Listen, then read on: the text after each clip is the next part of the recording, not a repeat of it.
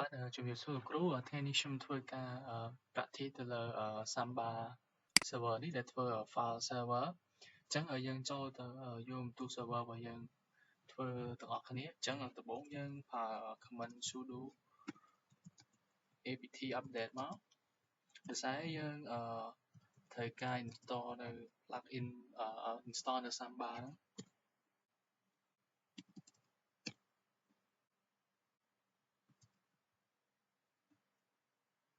អញ្ចឹង command line នេះ sudo apt upgrade.y មានថាយើងធ្វើការ upgrade នៅ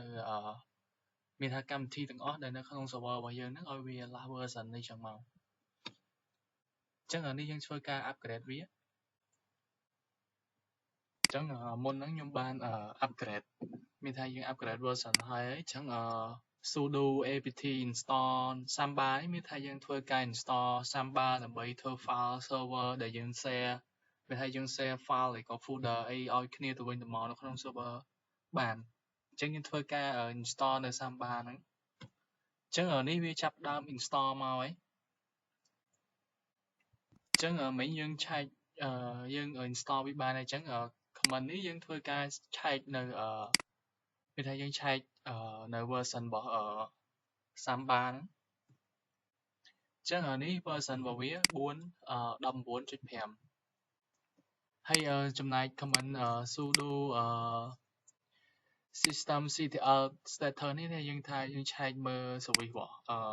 Samba ដែលយើង install មុនហ្នឹងថាវាមានបញ្ហាអីអត់វាថា service ហ្នឹងវាមានបញ្ហាអីក៏វា off នៅ service របស់ហ្នឹងវាអត់ on អីចឹងទៅយើងឆែកមើល service របស់វាអញ្ចឹងនេះ service របស់វាដាក់ថា active ហើយអញ្ចឹងមានថាវា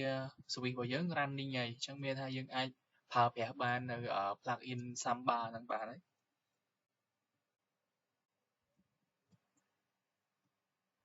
បន្តមកទៀតsudo systemctl start Samba មានថាយើងចាប់ផ្ដើមធ្វើឲ្យ service Samba របស់យើងចាប់ផ្ដើមធ្វើដំណើរការអញ្ចឹងយើងប្រើ sudo systemctl start Samba ហ្នឹងបន្តមកទៀតយើងធ្វើឲ្យ service Samba ហ្នឹងមានថាវាពេលយើងបើកមកវាដំណើរការដោយស្វ័យប្រវត្តិហ្មងអញ្ចឹងយើងប្រើ sudo systemctl enable smbd មានថា Samba ហ្នឹងយើងឲ្យវា start auto ហ្មងពេលយើងបើកមកវា service របស់វាដើរហ្មង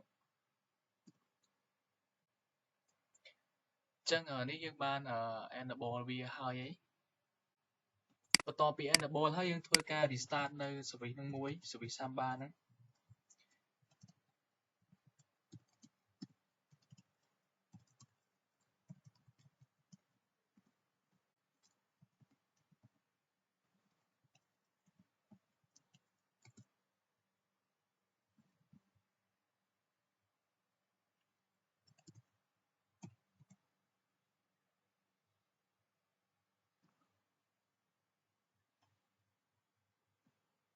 អញ្ចឹងបន្ទាប់មកយើងធ្វើការបង្កើតនៅ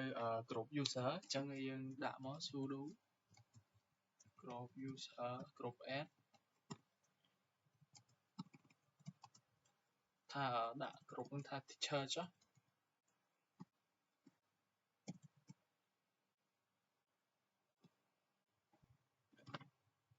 អញ្ចឹងបន្ទាប់មកយើងមានបង្កើត group ដូចជា admin ទៀត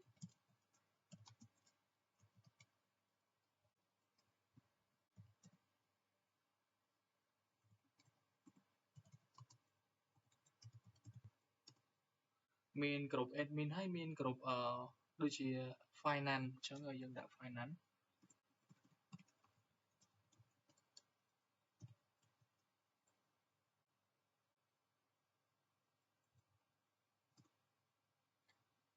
អញ្ចឹងនេះយើងឆែកមើលថាក្រុមមុនហ្នឹងយើងបានបង្កើតអត់ឥឡូវយើងបានបង្កើតរួចហើយបន្ទាប់ពីយើង create នៅ group មានថាយើងបង្កើត group ហើយយើងត្រូវបង្កើត user មួយទៀតយើងបង្កើត user ហើយយើងមាន create នៅ home directory អញ្ចឹងយើងបង្កើត user មួយនៅក្នុង group ដែលមានឈ្មោះថា teacher1 បង្កើតនៅ add user នៅឈ្មោះ teacher 1 ហើយយើងបង្កើតនៅ user admin មួយទៀតបន្ទាប់មកយើងធ្វើការ add user finance មួយទៀតបន្ទាប់មក comment sudo user mode នេះមានថាយើងធ្វើការ add នៅ user ដែលមានឈ្មោះថា teacher 1 ដែលយើងបានបង្កើតមុនហ្នឹងចូលទៅក្នុងក្រុម user ដែលមានឈ្មោះថា teacher បន្ទាប់មកនេះដូចគ្នាយើងធ្វើការ add នៅ user admin 1 នេះចូលទៅក្នុង admin អញ្ចឹង admin របស់ខ្ញុំវិញដូចជាអត់មាន S ទេអញ្ចឹងឲ្យខ្ញុំកែហើយ comment sudo smb password នេះមានថាយើងចូលទៅក្នុង file របស់ database របស់ Samba ដើម្បីយើងចូលធ្វើការកំណត់សម្គាល់នៅ ID របស់ user ហ្នឹងមានថា user teacher 1 ហ្នឹងអញ្ចឹងនេះវាជា smb អញ្ចឹងយើងដាក់កំណត់សម្គាល់ ID របស់វាមកដាក់ password មក1 2 3 1 2 3ដូចគ្នាអញ្ចឹងមានថាយើងបាន add user 1 ហ្នឹងឲ្យវាមានលេខ ID មាន password របស់វាហើយអញ្ចឹងមានថា Samba កន្លែង sudo smb password នេះមានថាយើងបង្កើត password របស់ admin 1 ហ្នឹងដែរ user ហ្នឹងអញ្ចឹង comment នេះដែលមាន sudo sbm password .e មានថា .e នេះគឺយើង enable មានថាយើងផ្ដល់សិទ្ធមានថាយើង enable ឲ្យ user teacher 1 ហ្នឹងមានសិទ្ធប្រើប្រាស់នៅ Samba ហ្នឹងអញ្ចឹងយើង enable វាមកមានថា user teacher 1 ហ្នឹងយើងបាន enable វាហើយឯងអញ្ចឹង comment នេះយើងធ្វើការផ្ដល់សិទ្ធនៅ user ទាំងពីរហ្នឹងមាន teacher 1 ជាមួយនឹង admin 1 ហ្នឹងឲ្យមានសិទ្ធប្រើប្រាស់ពេញលេញនៅ Samba អញ្ចឹង comment sudo mkd.p/srv ជាមួយនឹង Samba នេះហើយមានឈ្មោះ folder យើងធ្វើការបង្កើត folder មួយដែលមានឈ្មោះថា public អញ្ចឹងយើងធ្វើការបង្កើត folder ហ្នឹងនៅក្នុង Samba ជាយើងចាត់ទុកថាវា folder ហ្នឹងជា folder មេមួយអញ្ចឹងយើងក៏មាននៅបង្កើតនៅមានថាយើងបង្កើតនៅ folder នៅ sub folder ហ្នឹងដែលមានមានឈ្មោះមាន teacher មាន admin ជាមួយនឹង finance ផងដែរអញ្ចឹងយើងធ្វើការបង្កើតវាទាំង3ហ្នឹងមកអញ្ចឹងបន្ទាប់ពីយើងបង្កើត folder ហើយយើងត្រូវការមាននៅ permission chmod 37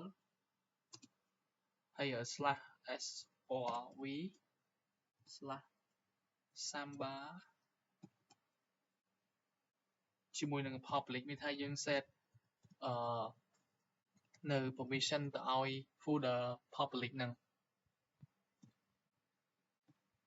អញ្ចឹងនេះ sudo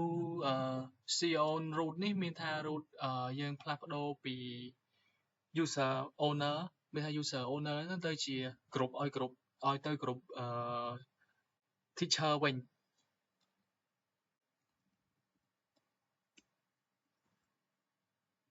យើងធ្វើការផ្លាស់ប្ដូរទាំង3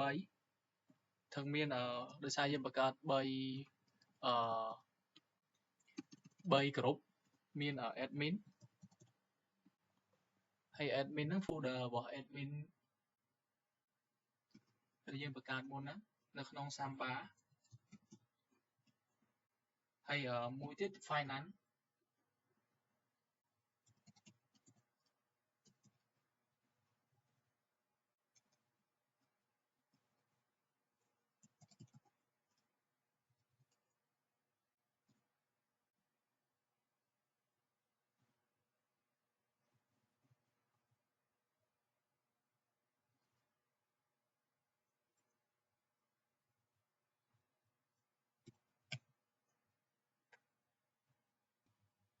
អញ្ចឹងនេះយើងធ្វើការផ្លាស់ប្ដូរវាទាំង3ហ្នឹងហើយបន្តមកទៀតយើងធ្វើការ ls វាមើល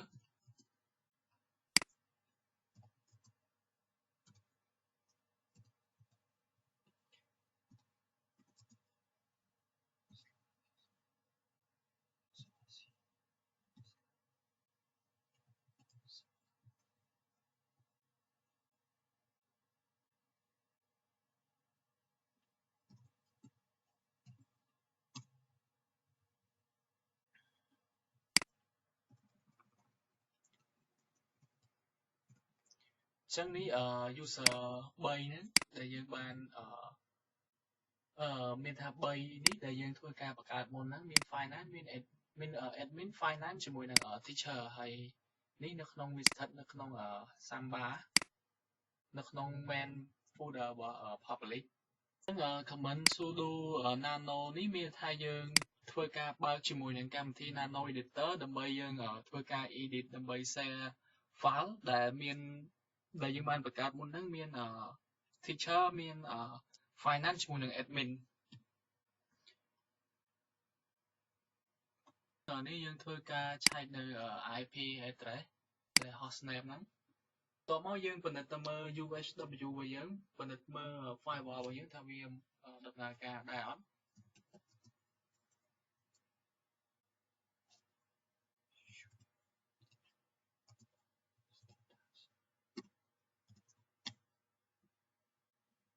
ចឹងនេះវា allow ហើយមានថាវា allow IP ហ្នឹងហើយចឹងមានន័យថាវាអត់ទាន់ allow Samba អញ្ចឹងយើងធ្វើការ allow Samba មក sudo ufw allow Samba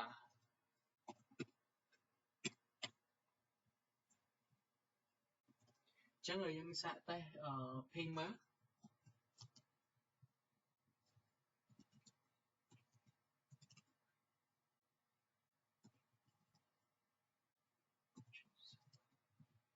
ចឹងនេះជា